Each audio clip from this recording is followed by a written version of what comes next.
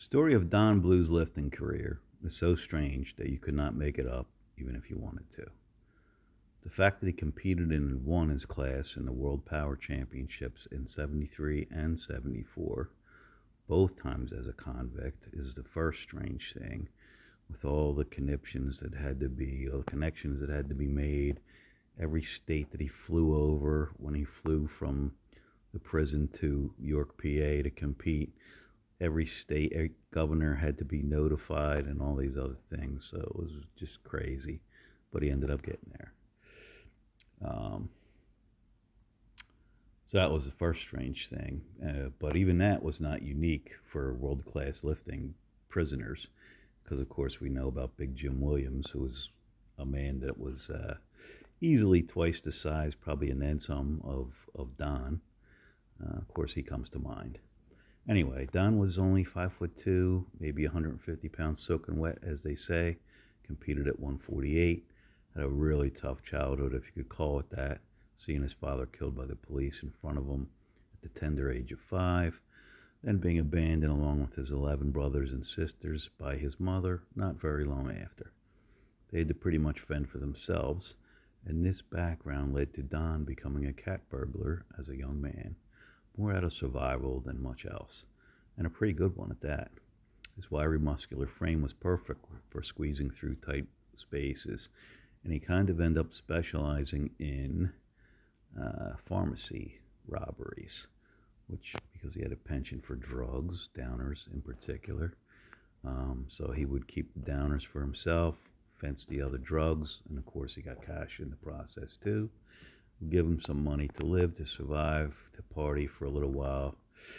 But the same attributes that made him so good at being a cat burglar always made him kind of easy to catch, unfortunately. And he seldom stayed out on parole for very long. So, along with the downers and vodka, believe it or not, he was a chain smoker, at least when he was on the outside, which, considering the kind of lifting he did, is just mind boggling. Um, when he found himself free for those bouts, he always quit training completely and was just concentrating on, uh, you know, making some money however he could, partying, chasing women, and having a good time, by his own acknowledgement. He said years later. He first came to some notoriety lifting in prison meets, and some well-known lifters even went to these to compete with him and some of the other prisoners. But eventually, he caught the eye of the warden in the Nebraska penitentiary, which he ended up at, and he became the warden's gardener and housekeeper. And it was said that he did a really good job, and he kind of liked the work at both of those things. And the warden, in turn, provided him with all the meat, milk, eggs, and beans that he could eat. She wasn't getting all that much of, obviously, in prison, other than the 3 hots and a cot. Um, so all that kind of stuff that Don could ever want, he had access to now, and he also had access to a pretty decently equipped home gym that had a lot more going on for it than the prison yard equipment he had been previously stuck with. To the point where he actually trained a couple other guys, one of them actually being the Nebraska state prosecutor, oddly enough. Both of them, in turn, became like world class deadlifters, and we'll talk about that. Um, and it was through the help of these couple guys and Ricky Dale Crane, power promoter, also baseball scout Bill Clark. And I know I've seen his name on other of pictures and stuff of prison lifters that did pretty well. So I think he discovered quite a few of those guys. So anyway, the other two record holders were guys named Roger Benjamin and Mike Arthur, um, and they assisted the great Ron Fernando in telling the story many years later. In fact, in May of 2010 issue of Powerlifting magazine, Powerlifting USA magazine, which was a great magazine. Um, so it's kind of odd how it ended up being told all these years later. Peary Rader wrote much earlier in his Iron Man magazine in 1974, which was after Don's first world championship.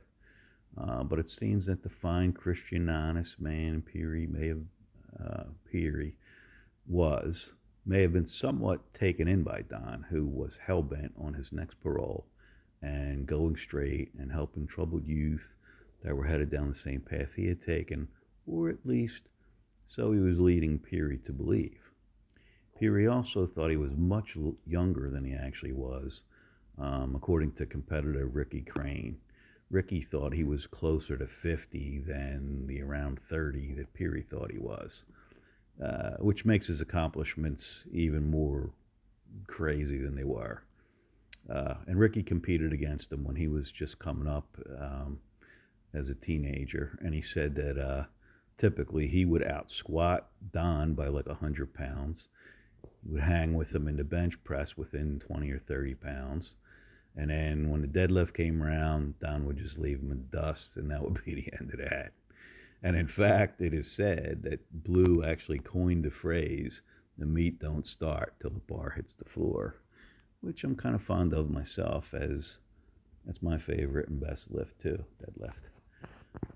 So one thing about the prison lifting, though, is that it may have actually led to some of his crazy methods, which we'll show here.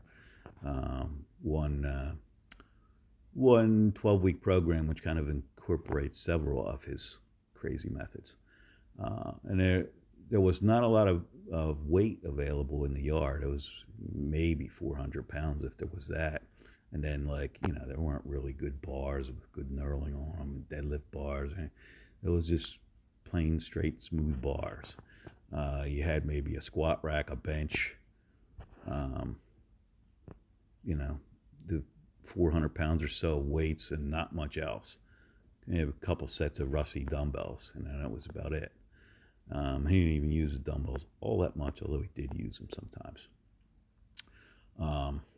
So since he was able to do reps with the entire amount of weight that they had in the deadlift, that's what he did. He did crazy high reps. But interestingly, I think maybe he was a fan of Vince Gironda's ideas, because a couple kind of things popped through, like 10 sets of 10. That's a Gironda thing. It's a bodybuilding thing, but to Don it was all one and the same. And he felt like you had to have the hypertrophy to have the strength, which is kind of backwards thinking to most powerlifters. But honestly, way back in the day, and still probably somewhat to this day, they always had what they called a hypertrophy phase to start a powerlifting typical program, and that would consist of higher reps, usually more like eights, but Don did tens, even up to 20, 30, 40, 50 reps.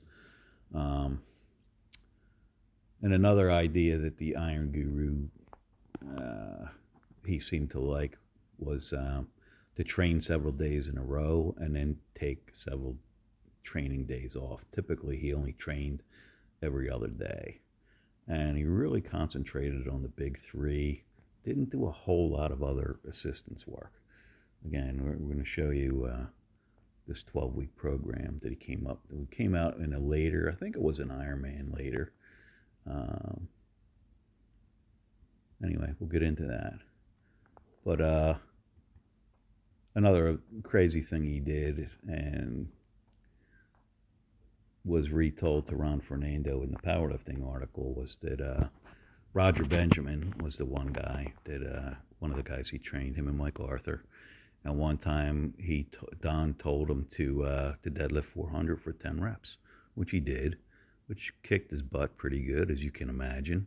There was a time when I was able to do that many years ago, and yeah, I wasn't about to do anything real soon right after that. I was winded for probably a good 10-15 minutes. Anyway, when he did it, he started to loosen his belt, to relax between sets, and Don says, no. Put the belt back on, count to 10, and then do 9 reps. So he did. Then he does that. He says, okay, count to 9 and do 8 reps. And then he just keeps on doing that until he ends up going all the way down to a single.